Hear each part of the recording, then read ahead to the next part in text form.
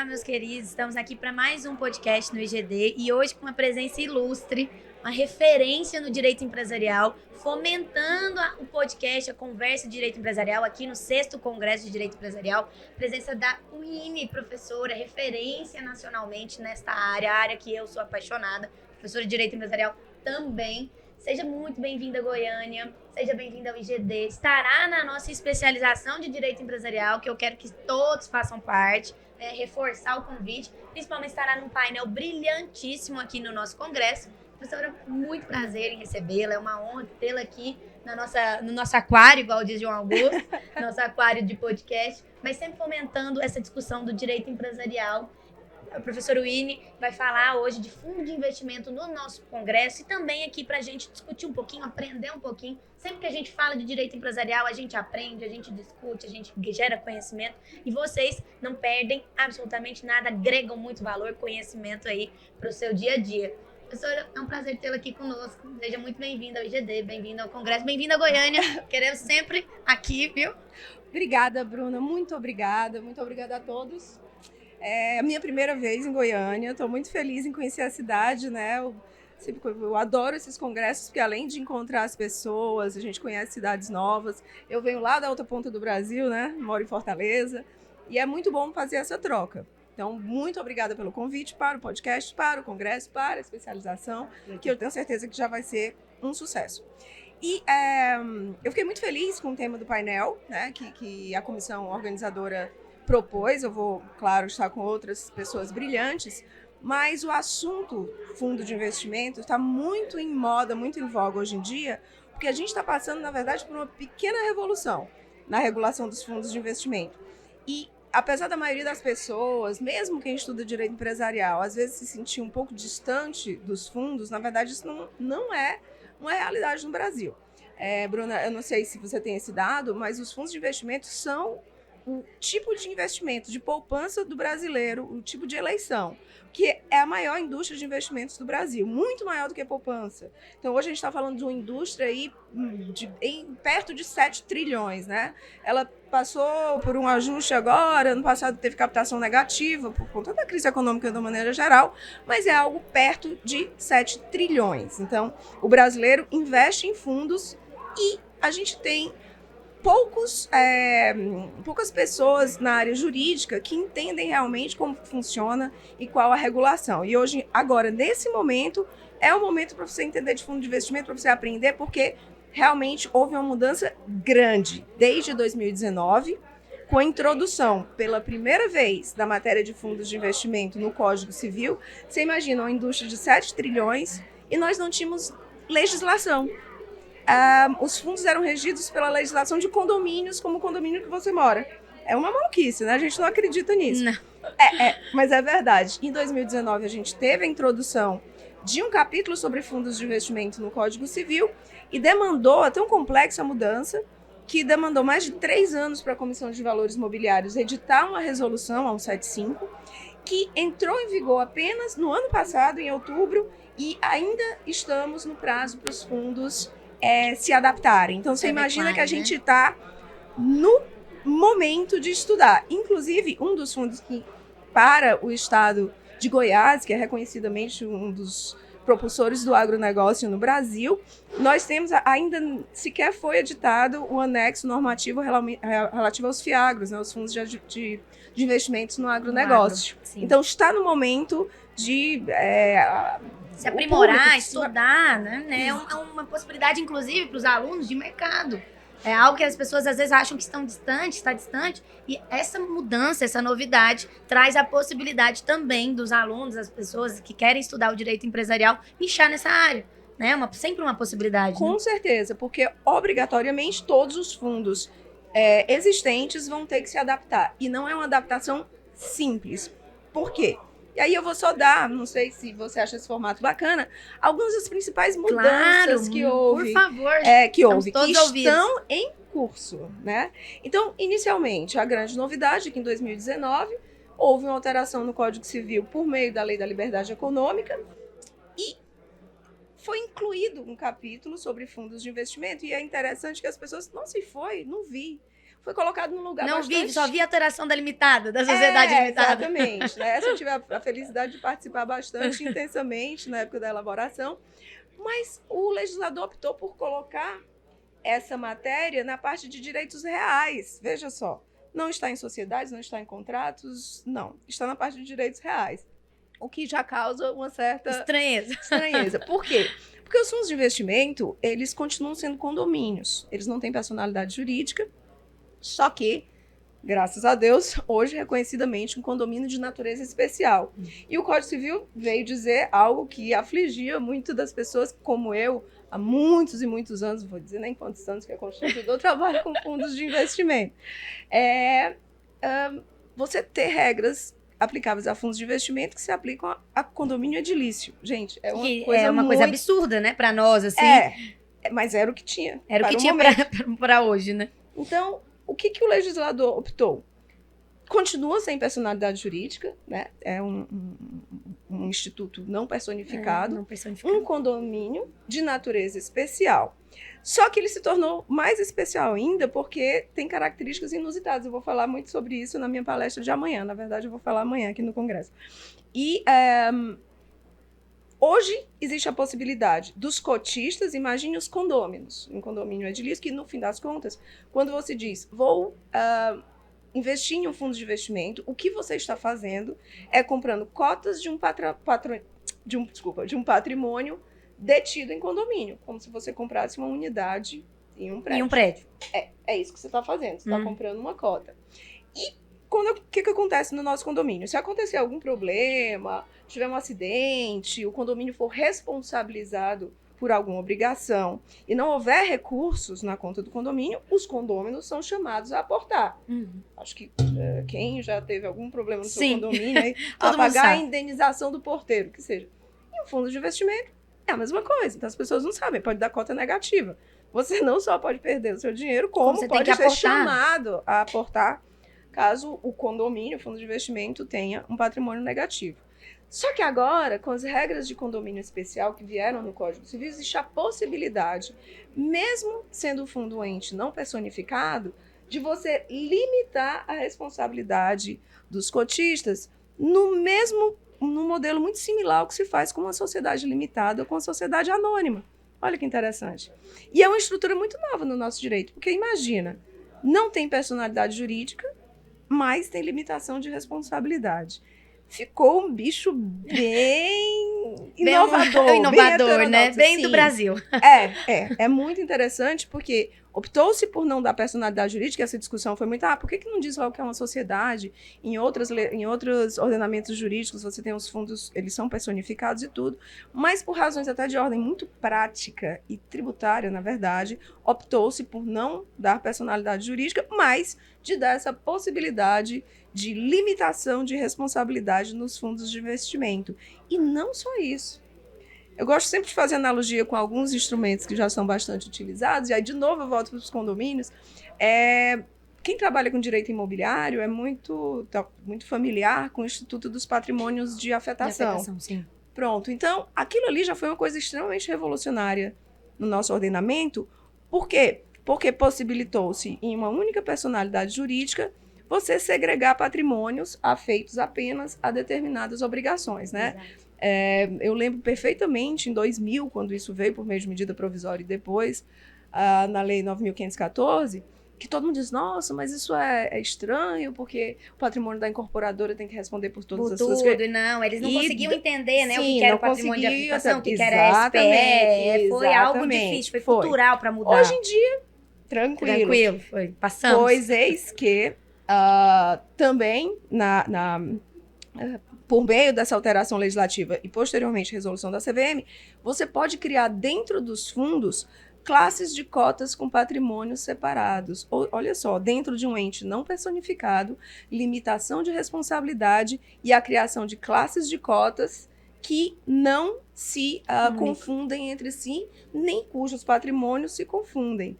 Então, quando eu digo que essa adaptação vai ser algo fenomenal e que nós, advogados, temos que estar prontos para essa adaptação, eu realmente estou falando sério, veja só.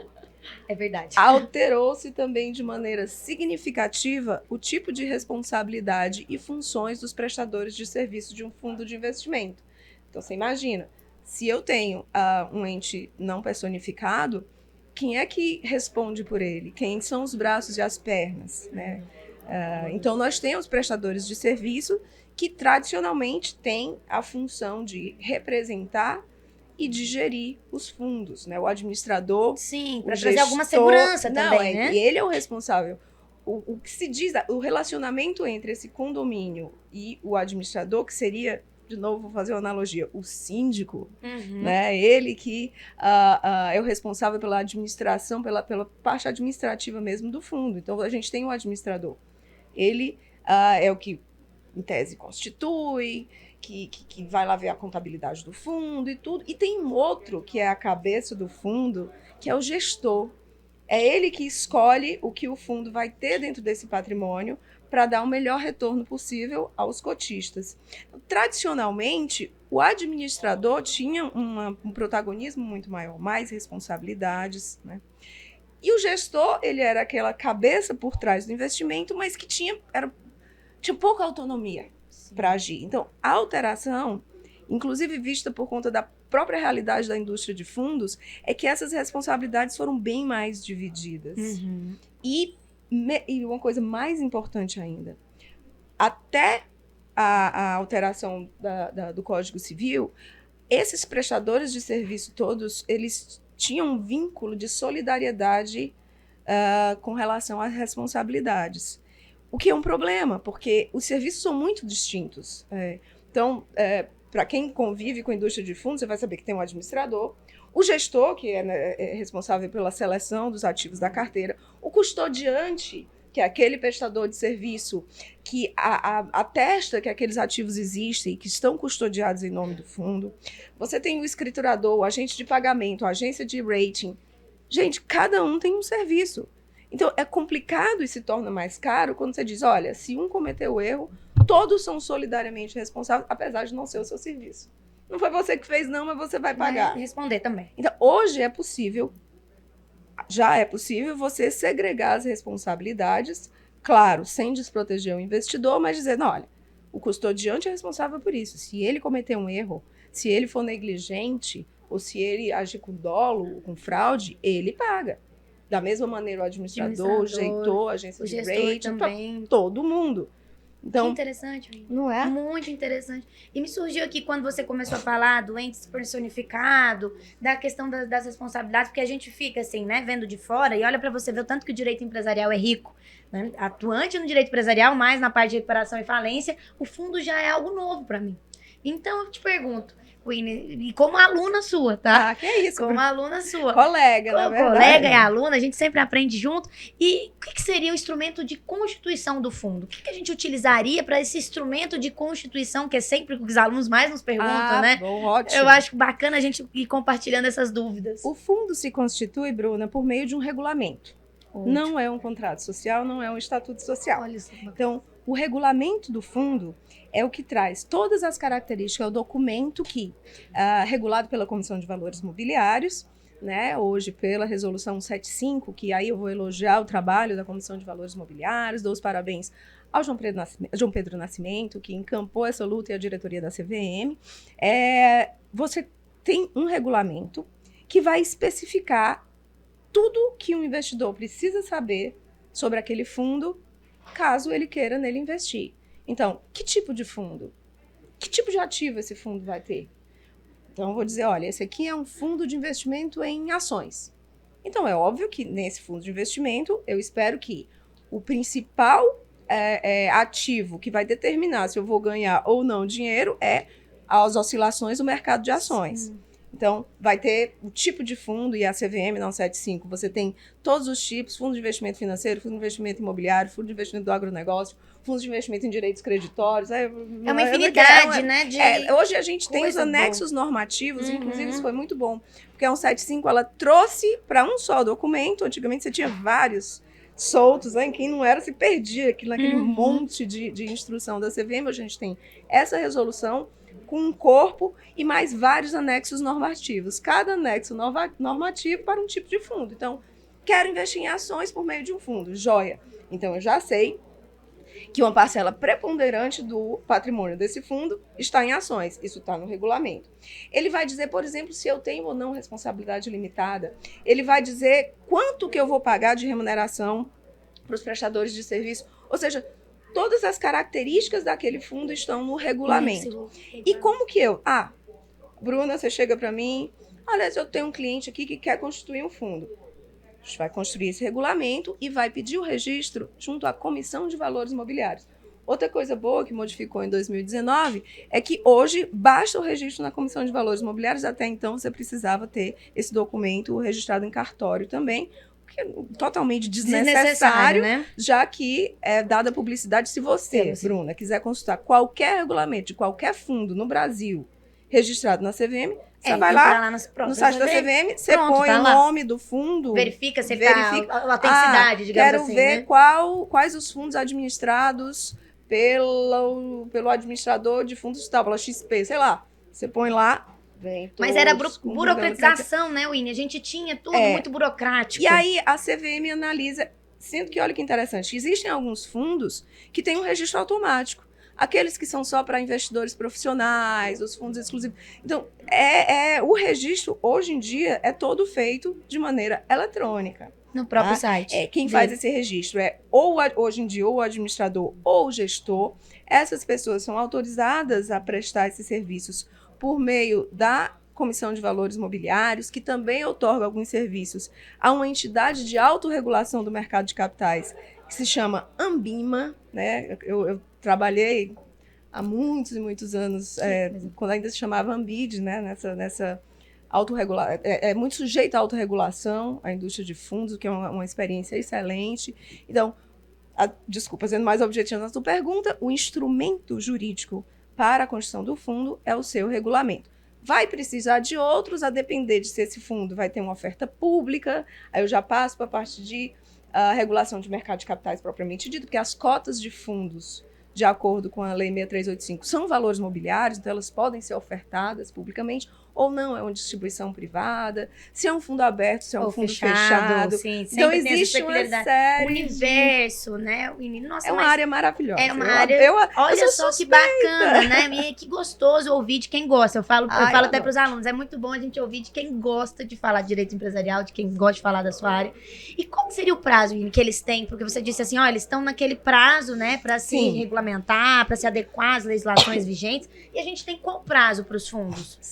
Você veja bem, essa legislação ela é tão complexa, ela foi editada no final de 2022 e os fundos tinham prazo até maio de 2023. A CVM, não dá ainda não. Não dá. Aí foi até outubro. Outubro agora de 2023. 23. Há menos de um ano foi quando entrou em vigor efetivamente. E a CVM deu aos fundos de investimento um prazo um pouco menor para os FDI, que são os fundos de investimento em direito creditório, que é novembro agora, daqui a 2 meses, e os demais fundos ano que vem, 2025, se eu não me engano, maio, junho. Olha, de data eu sou ruim, mas é por aí, ou seja, está em cima. E engraçado, vendo outras coisas sobre fundos de investimento dos clientes, aí eu vou ver o regulamento e disse, teu fundo ainda não está adaptado, não. Fala com o teu administrador, com o teu gestor, que tem que adaptar, tem que se adaptar, tem que alterar. Né? Então, imagina uma indústria de mais de 7 trilhões de reais, toda tendo que se adaptar. Os que já são constituídos agora já tem que vir no formato da 175. Né? Isso, da nova os existentes, eles têm esse prazo para se adaptar. Sim, então está em cima. Tá em cima, tá muito em cima. E o tanto que é importante, né? A gente, a nossa cultura mesmo brasileira, a gente espera o último minuto pra tentar se adaptar. Não critico porque faria o mesmo. Né? Porque o jeitinho brasileiro, a gente vai deixando. Mas é muito importante essa adaptação, é muito importante a especialização nessa área, na parte de fundos, porque, Winnie, de verdade, é uma parte carente, né? A gente discute com profissionais e a gente sabe que, às vezes, o fundo ainda não foi regulamentado, não se adequou, porque de fato não tem um profissional ali que fale para ele. Então, falo também para os alunos que é uma parte que está carente. Muitas das pessoas falam para mim, sabe, nos corredores lá do IGD, professora, a empresarial não é uma área mais saturada, a advocacia não é uma área saturada, não. Olha, o universo que tem advocacia, Sim. advocacia empresarial propriamente dita, puxando a sardinha aqui pro nosso lado, né? Mas eu falo assim, gente, eu abro às vezes questões lá no escritório para pessoa que queira advogar na área empresarial e não consigo ir. Não sei se isso é uma dor sua também. Os alunos, eles têm pouca familiaridade, às vezes não gostam Sim. tanto. Então, assim, gente, é um universo tão bom, assim, foi uma aula que eu tive aqui de fundo de investimentos, e a gente está sempre se aprimorando, sempre aprendendo. Para vocês terem ideia, eu não sabia dessa questão dessa regulamentação, desse período que eles têm para se adaptar. A gente sabe da norma, mas não sabe que os antigos tinham esse período para se adaptar. Sim. E o tanto que é importante, né? Se não se E você vê adaptar, como tá é irregular. dinâmico, por exemplo. E eu achei a CVM foi muito bem nesse período de adaptação. Houve uma consulta pública muito rica, né? Na época eu participei da comissão especial do Conselho Federal da OAB, que mandou sugestões. A CVM sempre foi um órgão, não sei se é porque eu lido há muito tempo, muito aberto às dores do mercado, da indústria. Então, eles escutam, tem que escutar, né, o mercado. Então, para mim, nesse modelo, é a autarquia que melhor funciona, né? E, veja, não está completa ainda a 175, como eu te falei. Ainda nós não temos, estava em consulta pública, o anexo normativo sobre FIAGRO, né, os fundos de investimento do agronegócio. Então, Olha ainda só um vem, nicho. Olha só olha isso. algo Quer dizer, tão importante. muito. E a CVM soltou e foi, aos poucos, vindo com os anexos normativos. Ela soltou o geral, aí passou um tempinho, veio a do Fundo de Investimento Financeiro, que é esse geralzão, né, que abarca alguns ativos, aí os fundos de investimento em direito creditório, que realmente foram um sucesso, eles nasceram no início dos anos 2000 no Brasil, e todo mundo já deve ter ouvido falar de um FDIC. Com Né, certeza. e questões de recuperação judicial. Não, para nós, muito, eles são bem atuantes. Sim, não sei se estão bem atuantes, não, mas estão lá. A gente olha, conhece. Eu participei assim, desde a primeira edição do normativo de FDIC, que foi do Banco Central, na época em que a CVM e o Banco Central ainda dividiam essa competência para regular os fundos. Hoje ela é só da CVM, né? Mas é muito interessante você ver a evolução, porque acabou se tornando um veículo de securitização mais usado até do que as SPEs, os FDICs, né? Exatamente. E eu pude acompanhar assim, desde o nascedouro deles. A minha tese de doutorado, que foi sobre securitização, em 2004, nossa, 20 anos. Nossa, realmente fazendo 20 anos. Não existiam os FDICs ainda. Na segunda edição, eu tive que inserir os FDICs. Os FDICs. Porque eles aí sim já era uma Não, indústria. e você trouxe uma questão muito importante, né? Saindo um pouco até dessa área do direito, da questão do investimento. Sim. Que você já entra mais porque a população utiliza. E, de fato, nós temos uma população, ainda mais em Goiânia, uma população mais conservadora na questão até mesmo de investimento. A poupança, né? Que é o clássico do investimento conservador. Mas as pessoas não sabem que existe mais recurso alocado em fundos do que em poupança. Exato. Eu estou sem minha apresentação aqui, mas amanhã eu vou até projetar para vocês verem. Olha, gente, esse aqui é o investimento de eleição do brasileiro. Brasileiro, diferente, por exemplo, do americano, que gosta de investir em ações, na bolsa, ou mercado de balcão, né? Eles, vou me aposentar, vou comprar ações de uma companhia que eu conheço, eu acredito. O nosso investimento de eleição é em fundo. E ninguém... Eu disse, vou botar R$50 no fundo DI. Na verdade, o que você está fazendo naquele dia, o patrimônio do fundo é X, R$50 dá para comprar X cotas. O que você fez foi comprar 3 cotas de um fundo e tal. Assim, a pessoa, eu comprei. Você comprou um pedacinho. Mas não foi R$50. É tanto que ainda há essa divergência, né? O pessoal fala assim que é engraçado, porque o valor ele vai sendo multado, né? Mas assim, eu tenho 3 cotas. É isso que você tem. Ela aumenta de valor, exatamente. Ou diminui, valor, você tem 3 de cotas. De acordo com o que o patrimônio... E né? algo muito importante que você colocou é que às vezes você tem que aportar. Você pode ser chamado para fazer o aporte. É uma tristeza, mas assim, eu já vi alguns casos. É uma realidade. E isso é uma coisa que tem que estar, inclusive, no regulamento do fundo. Por isso que eu digo que tem que... Os fundos que, por exemplo, se utilizam de derivativo. Aqueles fundos que se utilizam de estratégias de derivativo, seja para proteção, né? O derivativo é uma figura menos conhecida ainda, mas aqui de novo, eu destaco o papel do seu Estado para o agronegócio, os derivativos são necessários, os contratos futuros de commodities são necessários. Com certeza, para a atividade. Pois é, eu me espanto, pouca gente conhece, é uma coisa muito complicada. Não é. É porque as pessoas... Pouco conhecida, pouco conhecida. falada, às Então, vezes. os fundos que usam estratégias com derivativo, existe um risco maior dele ter cota negativa, porque ele alavanca aquele Sim. investimento. Então, isso tem que estar escrito No regulamento. no regulamento. Tudo isso, olha, a gente usa derivativo, não usa derivativo. Então, isso aqui é uma informação tal. Então, a autorregulação é muito cuidadosa com isso. Então, algumas informações têm que estar destacadas no regulamento para que o investidor diga, certo, aceito esse risco, acho que é razoável. É aqui mesmo que eu vou. É isso que eu vou investir. É. É muito bacana. Nossa, que aula nessa manhã gostosa aqui. Que bom que você veio, Goiânia. Que bom que você aceitou estar na nossa especialização. Gente, não percam a nossa especialização, que vai estar um fenômeno. E é muito bom discutir de direito empresarial, é falar um pouquinho dos vários ramos do direito empresarial que tem, que são nichados, não tem jeito. E eu fico muito, muito feliz com a sua presença, honrado em fazer parte desse podcast ao seu lado, uma professora, assim, referência nacionalmente no direito empresarial. Para nós é um prazer tê-la aqui. Queremos mais. Obrigada, Na volta, Bruna. volte a Goiânia, seja sempre muito bem-vinda. E amanhã temos a palestra, temos Sim. o painel de fundo de investimentos, que vai ser brilhante. Estarei lá na primeira fileira assistindo. Obrigada, Fico Bruna. muito feliz mesmo em ouvi-la. Eu acho que fazendo essas últimas considerações aqui, o tanto que é importante o fundo de investimento e você ter um olhar mais clínico e mais voltado ao fundo de investimento de uma forma específica. Né? Não algo abrangente, não em saber apenas dos FDICs ou do investimento que você faz ao invés de fazer da poupança, mas da área regulamentadora, dos regulamentos, né? De saber os gestores. Isso é muito importante para a nossa área. E, igual a Winnie disse, às vezes poucas pessoas sabem, mas sabem pouco porque procuram pouco. Né? Não é difícil, a área não é difícil. Não então é a gente exatamente consegue difícil, ela é aprofundar muito bem. árida.